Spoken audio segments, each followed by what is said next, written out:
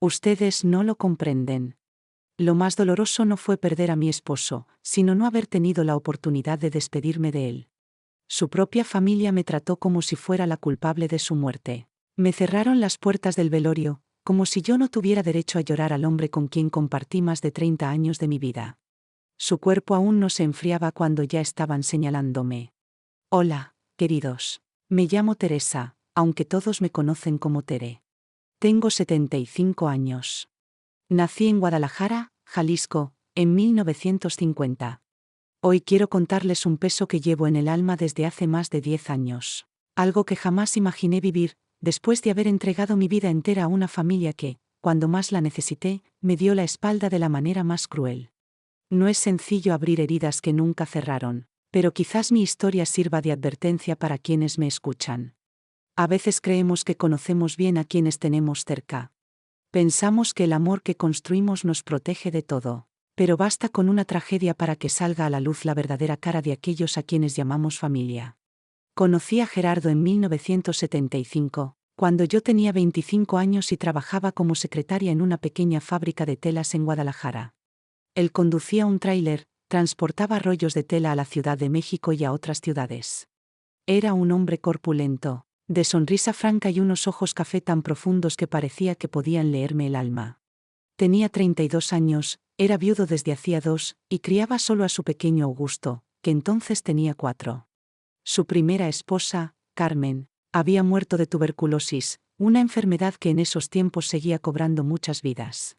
Lo nuestro empezó con sencillez, como suelen empezar las cosas que realmente valen la pena.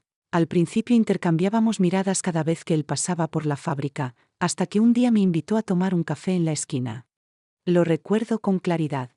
Yo llevaba un vestido celeste con flores pequeñas, el cabello recogido en un moño flojo y las mejillas encendidas por los nervios.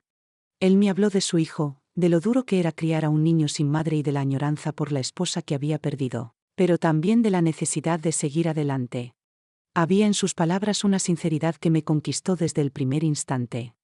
Nuestro noviazgo duró apenas medio año. En diciembre de ese mismo 1975 ya éramos marido y mujer.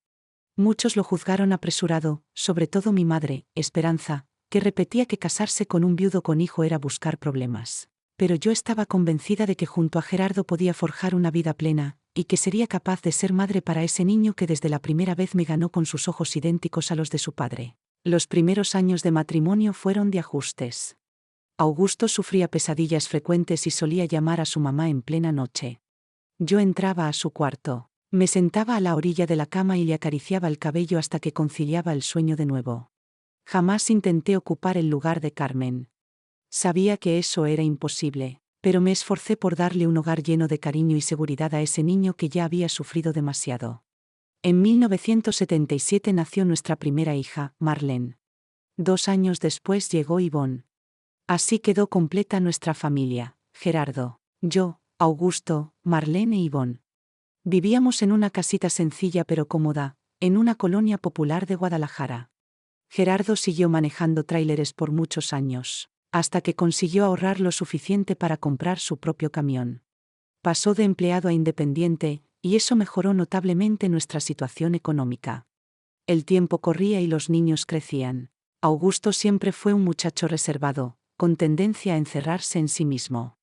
A medida que entró en la adolescencia, se volvió todavía más distante. No tenía muchos amigos y pasaba horas recluido en su habitación. Yo intenté acercarme de 1000 maneras, pero era como chocar contra un muro invisible. Gerardo me tranquilizaba diciendo que era normal a esa edad, más aún en un niño que había perdido a su madre tan temprano. Con el tiempo me di cuenta de que Augusto desarrollaba una devoción casi obsesiva por la memoria de su mamá biológica. Guardaba fotos de ella bajo la almohada. Se pasaba tardes enteras mirando el único álbum familiar que había quedado. Cuando cumplió 15, empezó a ir con frecuencia a la casa de su abuela materna, Doña Refugio, y de su tía Esperanza, la hermana de Carmen. Yo nunca puse objeciones. Hasta me parecía positivo que mantuviera vínculo con la familia de su madre. Lo que no sabía era que esas visitas servían para sembrarle resentimiento hacia mí. Mucho después supe que ni Doña Refugio ni Esperanza aceptaron nunca que Gerardo se hubiera casado otra vez. Para ellas era como traicionar la memoria de Carmen. Le llenaban la cabeza a Augusto diciendo que yo le había quitado a su padre, que jamás sería una verdadera madre y que favorecía a mis hijas sobre él. Eran mentiras, todas mentiras. Pero encontraron terreno fértil en un adolescente dolido por la ausencia de su madre. La relación entre Augusto y yo terminó de romperse cuando él tenía unos 17 años. Se había convertido en un joven amargado, lleno de enojo. Discutíamos por cualquier cosa. Gerardo quedaba atrapado en medio, intentando apaciguar la situación sin tomar partido, y eso con el tiempo también me dolió. Era como si evitara enfrentarse al hijo, aunque viera lo mucho que a mí me lastimaban sus actitudes. Cuando Augusto cumplió 18, anunció que se iría a vivir con su abuela materna. Para Gerardo fue un golpe fuerte, pues soñaba con tener a la familia unida, pero tal vez también significó un respiro en nuestra casa, que vivía en tensión constante. Se marchó llevándose su ropa y los objetos de su madre, que guardaba como tesoros. Los años siguientes venía a visitar a su papá de vez en cuando, siempre procurando que yo no estuviera. Era evidente que había un acuerdo tácito entre ellos. Gerardo casi no contaba nada de esos encuentros. Solo decía que Augusto estaba bien, que estudiaba o trabajaba. Evitaba los detalles, quizá para no herirme con la realidad de que mi hijastro me odiaba y hacía lo imposible por mantenerse lejos de mí. Marlene y Yvonne crecieron con esa sombra en casa. Por un lado, tenían el amor de sus padres, por otro, la constante ausencia del hermano mayor, cargada de rencor y secretos. Ellas intentaron acercarse a él en su adolescencia, pero Augusto las trataba con frialdad, como si su único pecado fuera ser mis hijas. Con el tiempo también se cansaron y se alejaron. En 2008 Gerardo empezó a mostrar señales de que algo no andaba bien con su salud. Se fatigaba con facilidad, se agitaba al caminar y las piernas se le hinchaban. Tenía 65 años y llevaba casi 40 conduciendo tráiler, un oficio que castiga el cuerpo sin piedad. Yo insistí en que viera a un médico, pero como muchos hombres de su generación se negaba. Son achaques de la edad, decía, como si envejecer fuera lo mismo que resignarse al deterioro. Tras mucha presión de mi parte, logré llevarlo al cardiólogo en marzo de 2009. El diagnóstico me dejó sin aire, insuficiencia cardíaca avanzada, probablemente por un infarto silencioso que había pasado desapercibido. El doctor fue tajante. Gerardo debía dejar el trabajo de inmediato, seguir una dieta estricta, medicarse y hasta considerar una cirugía más adelante. Fue un cambio durísimo. Un hombre que había pasado su vida en la carretera de pronto se vio encerrado en casa, dependiendo de pastillas y sin poder hacer lo que tanto disfrutaba. La pensión que recibió era escasa, no alcanzaba para mantenernos como antes. Yo tuve que regresar a trabajar a mis 59, como cajera en una tiendita del barrio. Augusto fue informado del estado de su padre. Y entonces empezó a visitarlo con más frecuencia, pero siempre en los ratos en que yo no estaba. Gerardo se iluminaba con esas visitas. Me contaba entusiasmado lo bien que platicaban, los proyectos que su hijo tenía, cómo avanzaba en la vida. Yo compartía su alegría, pero también sentía un nudo en el pecho, porque una vez más quedaba fuera de esa relación. En enero de 2011 Gerardo empeoró bruscamente. Sufrió otra crisis cardíaca más seria y estuvo internado 2 semanas. Pedí licencia en el trabajo para estar con él en el hospital. Dormía en una silla incómoda junto a su cama, lo aseaba, le daba de comer cuando estaba demasiado débil. Augusto aparecía de vez en cuando. Se quedaba pocos minutos y luego se marchaba, incapaz quizá de ver a su padre en ese estado, o tal vez porque mi presencia le resultaba insoportable.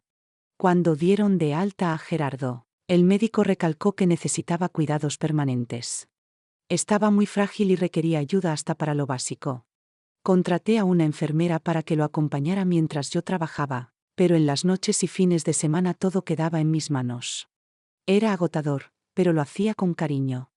Al fin y al cabo era el compañero de mi vida, el padre de mis hijas, el hombre con quien había compartido tantas décadas. En marzo de 2011, un martes imposible de borrar de mi memoria, recibí la llamada que cambió todo. Eran las 3 de la tarde cuando sonó el teléfono de la casa. Una voz nerviosa me dijo que mi esposo había sufrido un paro en plena calle, de camino a la farmacia. Me quedé helada, incapaz de moverme durante unos segundos. Luego corrí como pude hasta el hospital que me indicaron. Al llegar, un médico me recibió con esa mirada que lo dice todo antes de pronunciar una palabra. Gerardo había llegado sin vida. Intentaron reanimarlo, pero no resistió. Sentí que el suelo se abría bajo mis pies. Era como si me arrancaran la mitad del alma. Quise verlo, despedirme, acariciar por última vez su mano, pero apenas me dieron unos minutos en la morgue para reconocer el cuerpo. Estaba frío, con los labios amoratados, y yo solo pude susurrar entre lágrimas que lo amaba y que me esperara allá arriba. Cuando salí del hospital, ya me esperaba Augusto acompañado de su tía Esperanza. No me abrazó, ni me ofreció consuelo. Solo me dijo con frialdad que los arreglos del funeral los haría la familia de su madre. Me quedé muda. Él era mi marido. Habíamos compartido 35 años juntos, criado 2 hijas, levantado un hogar. Y de pronto me trataban como si fuera una intrusa sin derecho a decidir nada. Quise protestar, pero Augusto me miró con un rencor tan hondo que me paralizó. «Usted no tiene vela en este entierro», me soltó su tía Esperanza, sin titubear. Nunca olvidaré esa frase.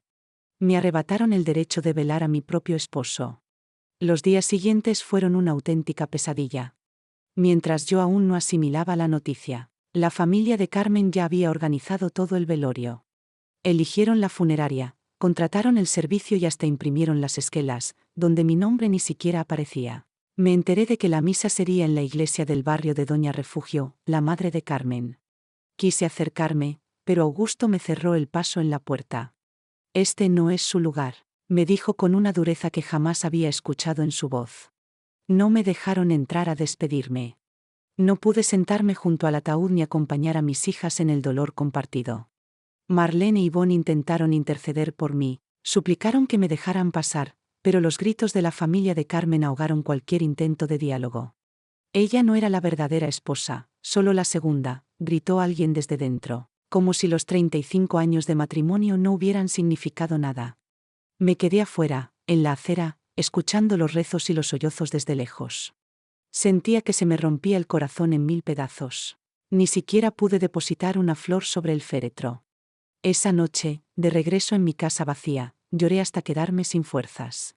No entendía cómo podían borrar mi historia con Gerardo de un plumazo, cómo podían tacharme de extraña después de tantos años a su lado. Era como si hubiera sido borrada de su vida oficial, reducida a una sombra incómoda que debía permanecer en silencio. Al día siguiente del entierro, Augusto llegó a mi casa acompañado de su tía Esperanza. No traían duelo en el rostro, sino una frialdad calculada. Me pidieron hablar de asuntos pendientes, como si mi dolor no contara. Yo todavía tenía los ojos hinchados de tanto llorar, pero los dejé entrar. Se sentaron en la sala y, sin rodeos, Augusto me dijo que la casa y los bienes de su padre le correspondían a él por ser el hijo mayor. Sentí un golpe en el pecho. Esa vivienda la habíamos levantado juntos Gerardo y yo, con años de sacrificio, y ahora me hablaban como si yo fuera una inquilina. Esperanza sacó unos papeles y me explicó que Gerardo nunca había dejado testamento, que por ley Augusto era el heredero principal y que yo debía facilitar las cosas. Marlene y Yvonne estaban presentes y no daban crédito a lo que escuchaban.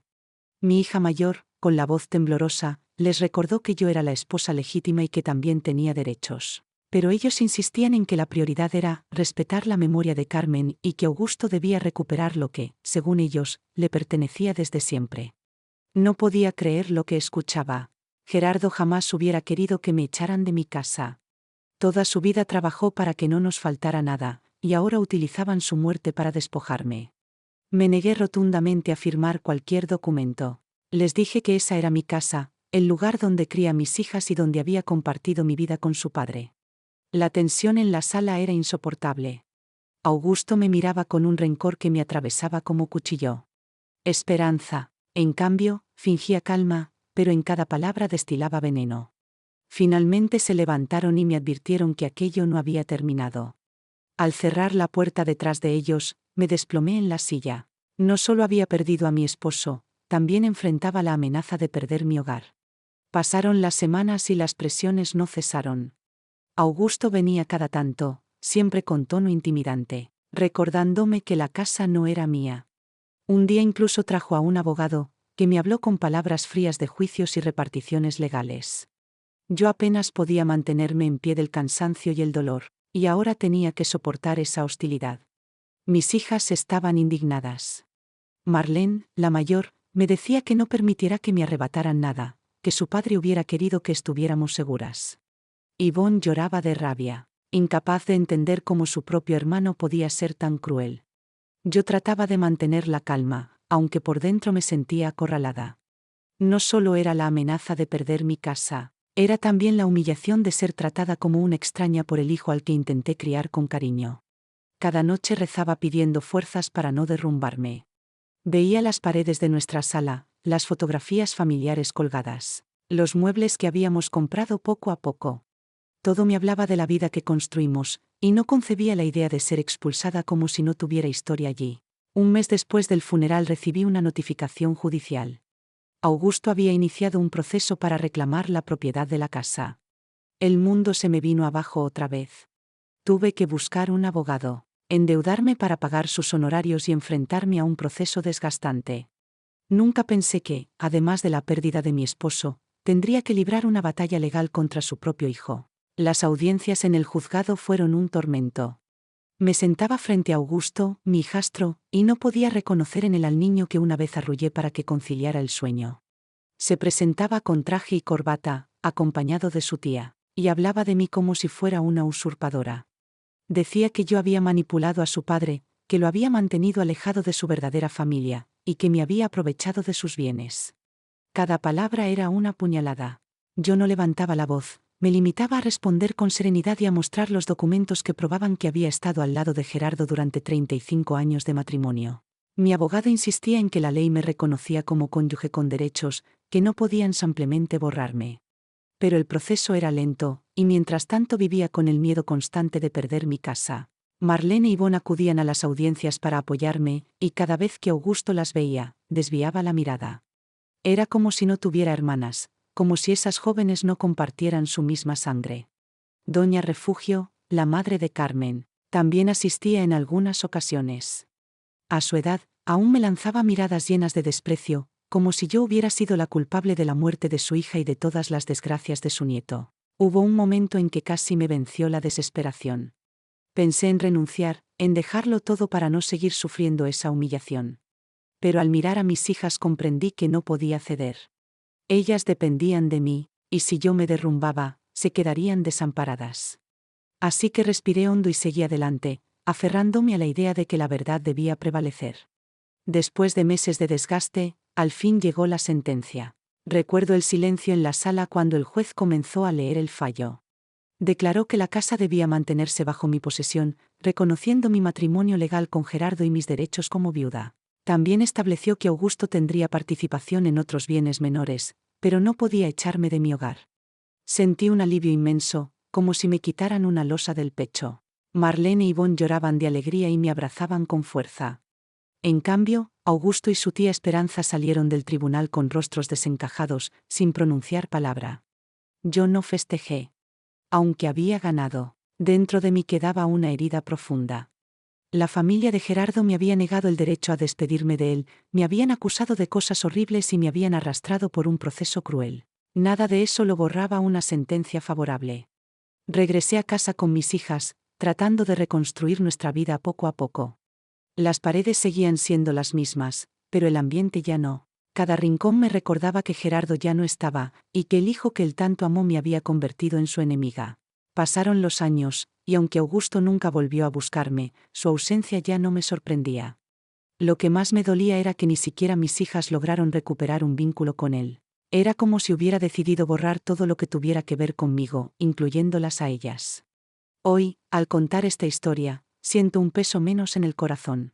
Lo hago porque sé que muchas mujeres han vivido algo parecido, ser borradas, juzgadas o despojadas después de haber entregado su vida entera a una familia. Si mi relato sirve para que otra no se deje humillar ni despojar, entonces habrá valido la pena abrir estas heridas.